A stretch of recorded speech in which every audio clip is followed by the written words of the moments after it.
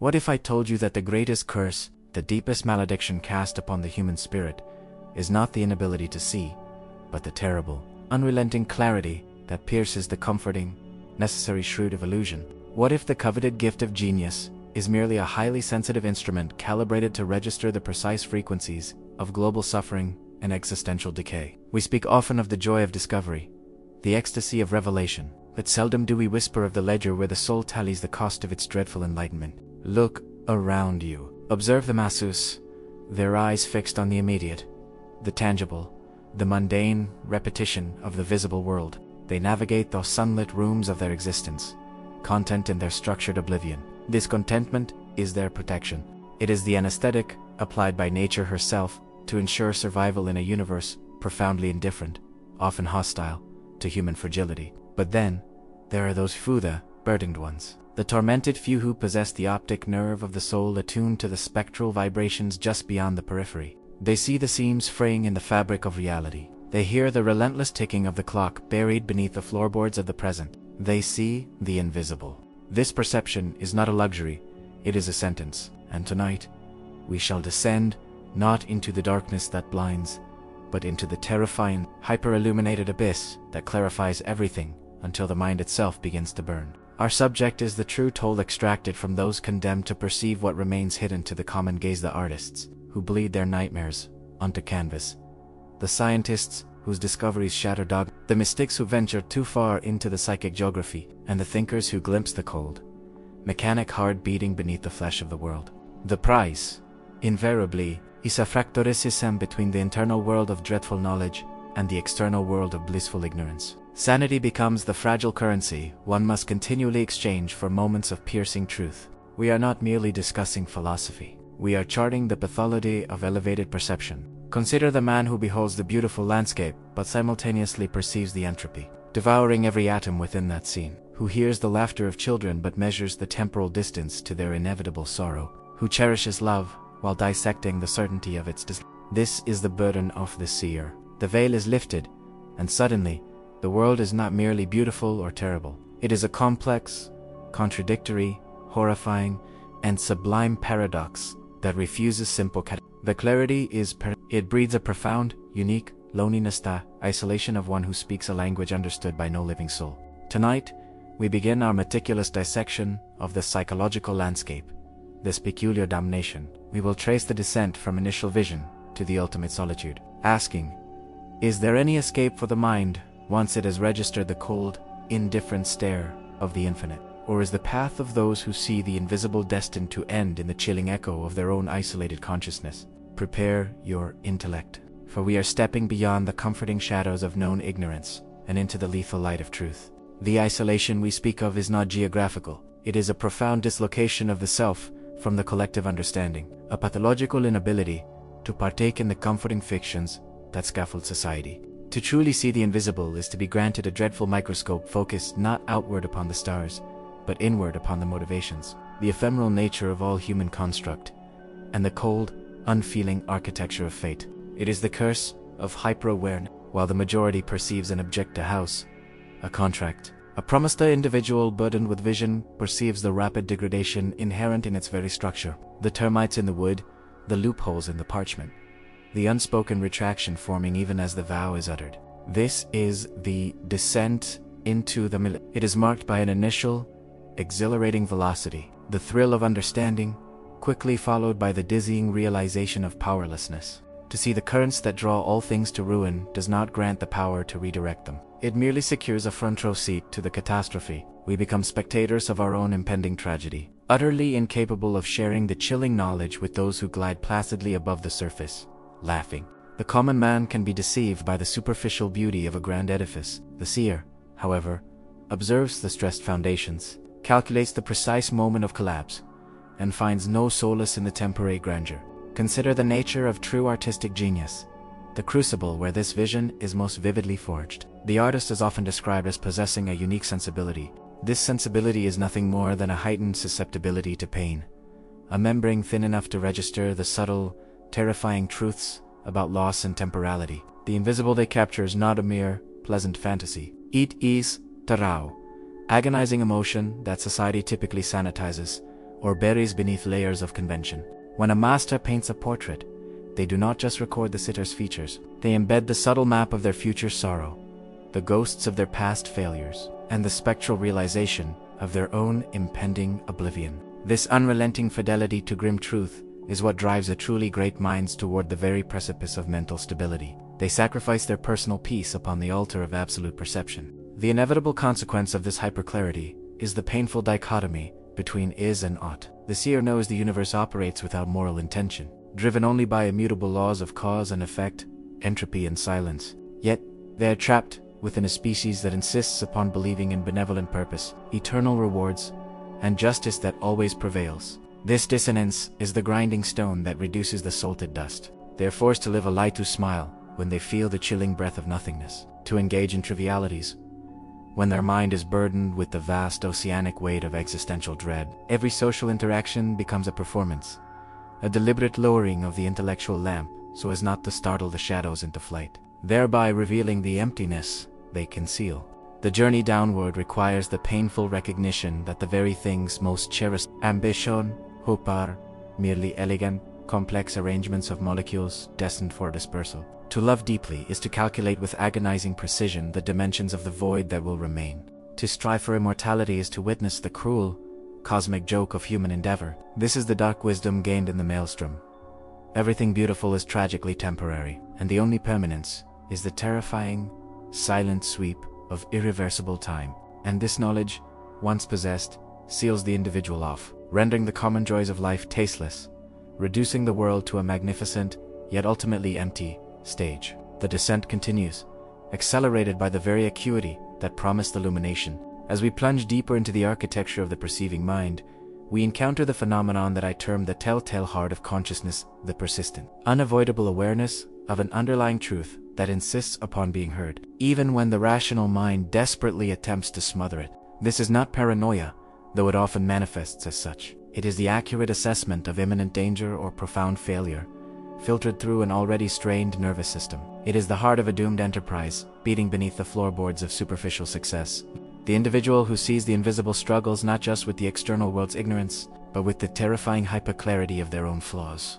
They possess a mirror that reflects not merely the surface, but the intricate, often grotesque landscape of their deepest motivations, their inevitable hypocrisies, and the true extent of their soul. While others enjoy the luxury of convenient self-mythology, the seer is condemned to rigorous, chilling. Every moment of pride is immediately cross-referenced with potential failures. Every act of virtue is weighed against the shadow of selfishness that surely accompanies it. This ceaseless internal litigation is exhausting, yet unavoidable. For the invisible they sought to perceive ultimately included the most terrifying specter of all, the unvarnished self.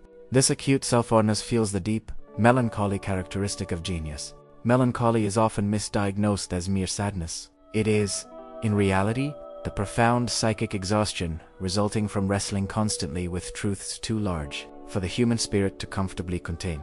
It is the awareness of the infinite potentiality of sorrow. To walk through a sunlit field and perceive the hidden rot, to hold a beloved hand and calculate the exact decay rate of the skin cells is the mental burden that crushes the spirit.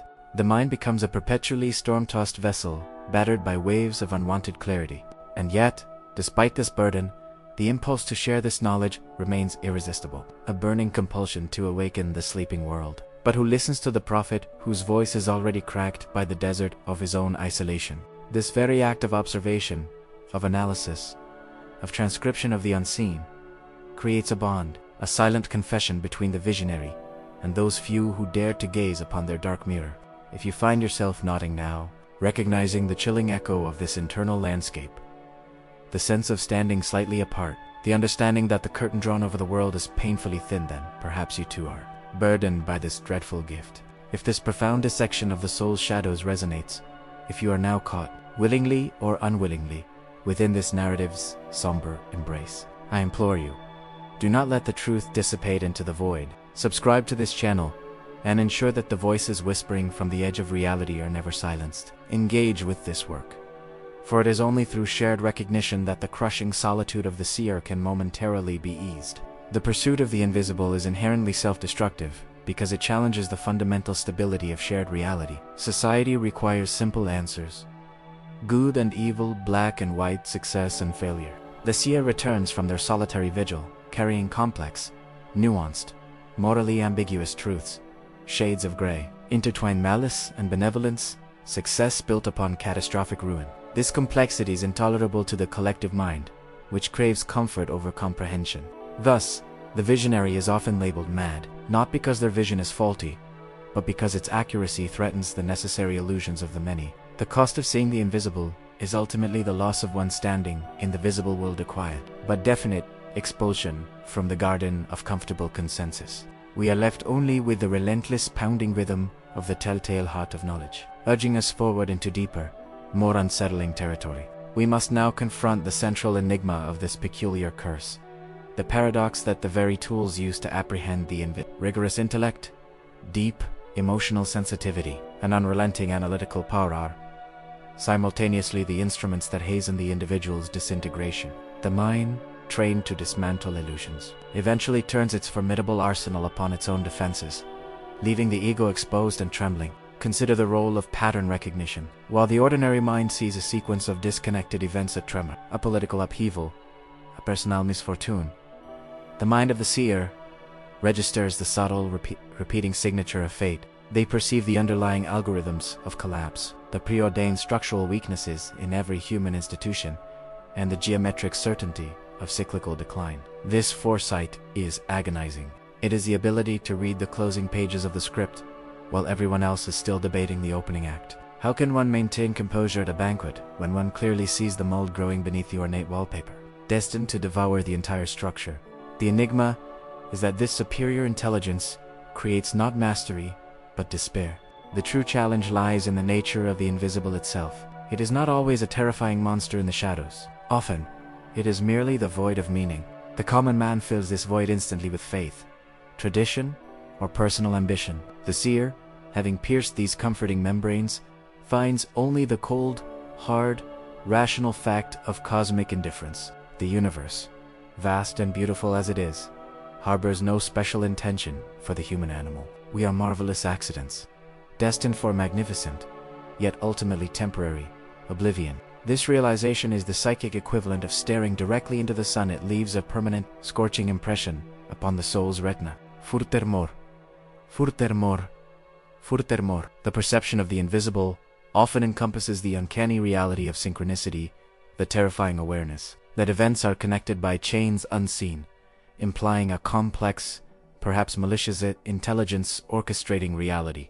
The common man calls this coincidence. The seer perceives the delicate, intentional tightening of the net. This elevates the internal tension from mere philosophical dread to acute, personal threat. The boundaries between external reality and internal projection begin to blur, leading to the crucial question: is the perceived pattern truly external, an objective truth about the universe? Or is the mind strained beyond its limits, merely projecting its own internal chaos onto the world? The seer can never know definitively, and this ambiguity, this unresolvable doubt, becomes the ultimate torment.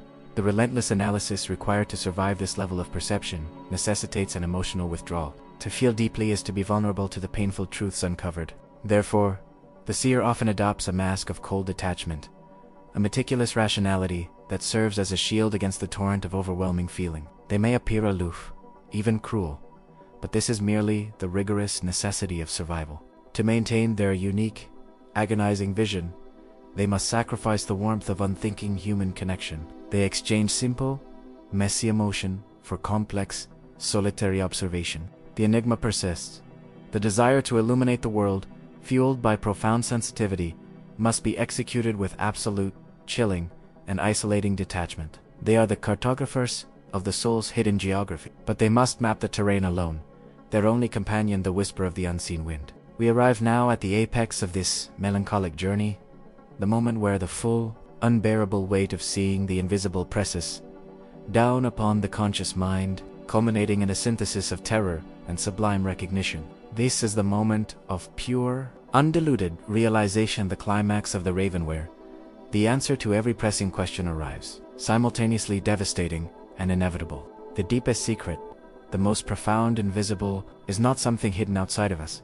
but the absolute and terrifying realization of the soul's inherent solitude. We believe the vision was the key to unlocking the world's secrets. Instead, it is the key to locking us irrevocably within the prison of our own skull. The ultimate price paid for this dreadful clairvoyance is the discovery that consciousness itself is the ultimate ice. When you see the intricate, indifferent mechanisms of reality, when you comprehend the sheer accident of your existence, you are separated entirely from the subjective, shared delusion of human warmth. You are left alone, standing on a precipice, gazing into the vast emptiness that others simply refuse to acknowledge. This climax is marked by the devastating fusion of three elements: inevitable loss, profound irony, and unyielding beauty. Firstly, inevitable loss. The seer understands that the clarity gained is inversely proportional to the life lost. Every new insight consumes a piece of the soul's youthful resilience. The most magnificent visions are purchased with sanity, tranquility, and the common hope for a peaceful end. The truth, in its purest form, is caustic. It burns away the protective layers of belief. The final, terrible realization is that all passion, all creation, all love which they labored so intensely to understand and capture is destined for ultimate silence. This is the nevermore whispered by the dark prophet perched above the chamber door of their mind. Secondly, profound irony. The irony of the seer's fate is that their ability to perceive the invisible is often channeled into creating works of tangible beauty, symphonies, equations. They build monuments to order and feeling, precisely because they understand the chaos and coldness of the universe so intimately. Their genius is a desperate, feverish attempt to impose temporary meaning onto meaninglessness. They are compelled to paint the beauty of the doomed flower, not in spite of its decay, but because of its decay. The artist becomes the paradox, a deeply wounded soul attempting to heal the world through the painful incision of truth. Finally, unyielding beauty.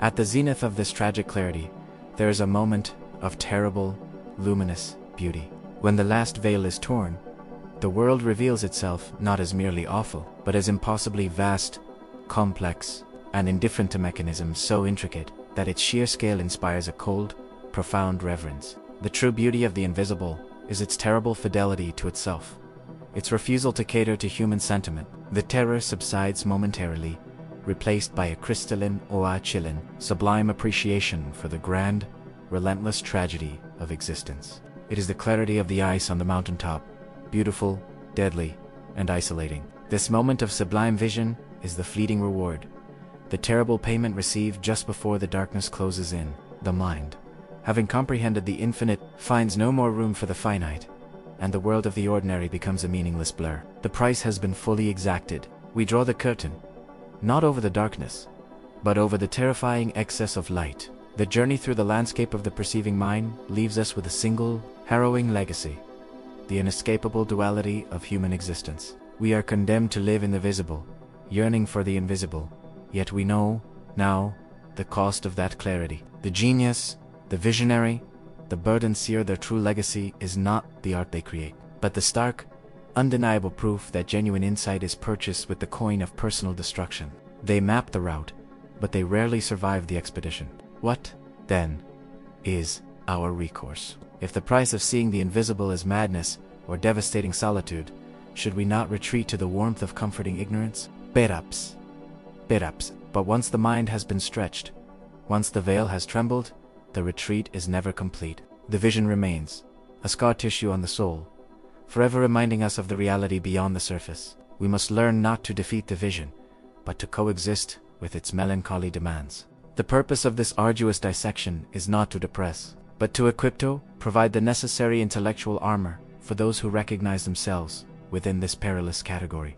The true victory of the burdened mind is not in achieving happiness, which is a common, cheap commodity, but in achieving profound integrity. It is the integrity derived from refusing easy answers, from accepting the paradox, from creating beauty and meaning in spite of the indifferent void.